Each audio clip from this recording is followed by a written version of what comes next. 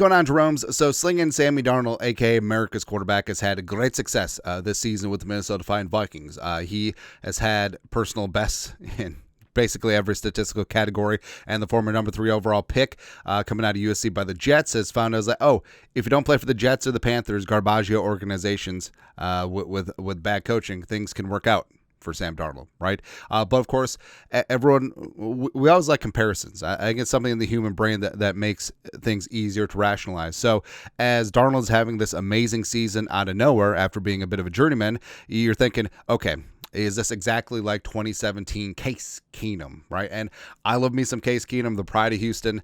Go Cougars. Absolutely go Cougars right now. Yeah.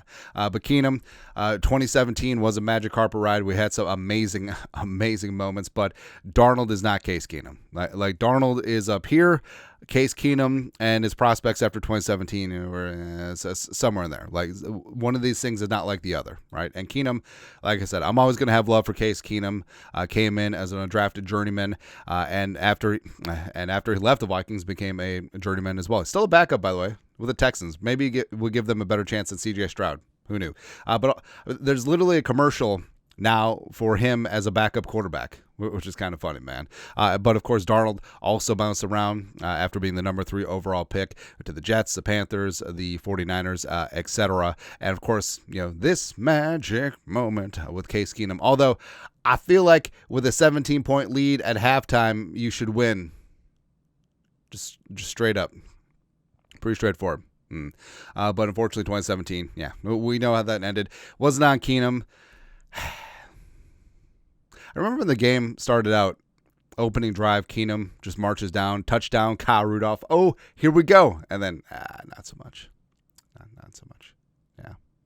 Oh, also, my favorite anecdote from this game. So the Vikings were actually still in it. I mean, they were down 14-7. They were marching before the half. They were in the Eagles' red zone.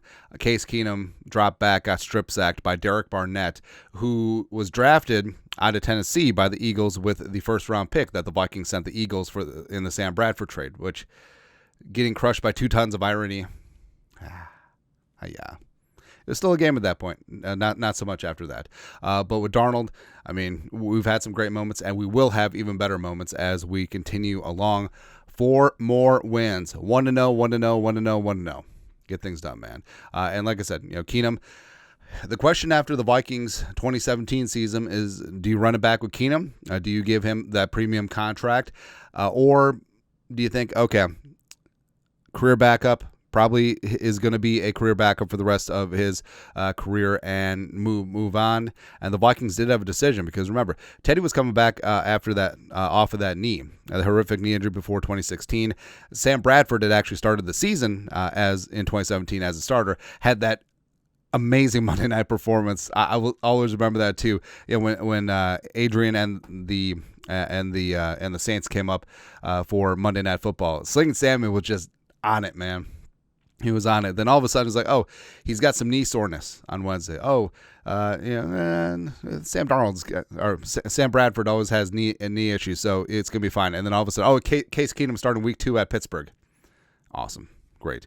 But the Vikings decided to choose none of the 3, signing Kirk Cousins, and of course the rest is history. Case Keenum signed a deal with the Broncos, was the starter for them for 1 year, but never really hit his apex again like he did in 2017, right?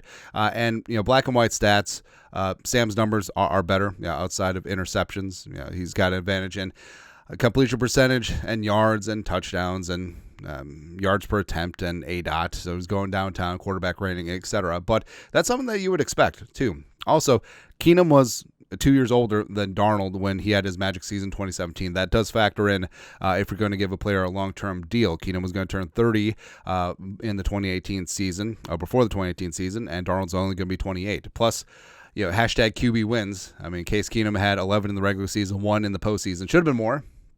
And Darnold's got 14 right now. Also, I mean, draft-wise, that does matter to a degree. I mean, where Case Keenum was 6 foot and not that strong of an arm, even though he had all the NCAA passing records coming out of Houston. What was seen as a really nice college player, probably a career backup, but I don't think anyone saw him as a long-term solution at quarterback, as well as slinging Sammy Darnold, a.k.a. America's quarterback. I mean, he was the number 3 overall pick for a reason. Big-time arm, accuracy, a sturdy frame, had mobility as well. A lot of the draft comps in 2018 were Andrew Luck, and now he's starting to pan out on some of that potential. Also, well, it seems like a minor detail, but it's a pretty major detail. So Keenum and Zimmer never saw eye to eye. Remember that? Because every single week, Zimmer's like, oh, I don't know who's going to be your starter. They're thinking, oh, this is the Zimmer mind tricks that he learned from Bill Parcells. Just, keeping Case Keenum on edge. No, like he really didn't know, because he didn't trust Case Keenum. He wanted Teddy. He got vetoed, and then they signed Kirk Cousins. And of course, we know the just great relationship that Zimmer had with Cousins, right? But of course, with Darnold, if they do decide to re-sign him, I mean, you got Kevin O'Connell here. And their relationship is obviously flourishing and growing and showing, and it's great. Plus, I mean, if the Vikings had signed Keenum long-term, they didn't really have a backup plan. They didn't really have a safety net. Although, so they sign Case Keenum. They don't sign Kirk Cousins. And then with the number 30 overall pick in the 2018 draft, they take Lamar Jackson. We done effed up. We made a mistake. But it's weird because you do have J.J. McCarthy on his rookie deal. You're not going to trade him. All right, so you do have a fallback option if you franchise tag or sign Darnold to a long-term deal and it doesn't quite work out, right? So that is a bit of a safety net that the Vikings have in this spot. But, long story longer, comparisons are nice, except I think it's apples and horseshoes. It doesn't make sense, but also applies here. I think Darnold does potentially have a future here. I think that he has a chance to be an elite top 5 adjacent type quarterback for the foreseeable future if everything is right around him. Keenum is just a great story and a great moment. I always got a place in my hat, but I don't think anyone was under any illusion that he was going to be more than just a fantastic year. I mean, that's nothing against him. It just sort of is what it is, but Darnold is absolutely the real deal. I think he's panning out on those Andrew Luck comps, which is kind of glorious, man. But your thoughts are thoughts. Slinging Sam Darnold, a.k.a. America's quarterback, is not Case Magic Carpet Ride Keenum. No, they're not the same. Listen to your thoughts, our thoughts, comment section. You guys are the best you know what to do. Skull production value.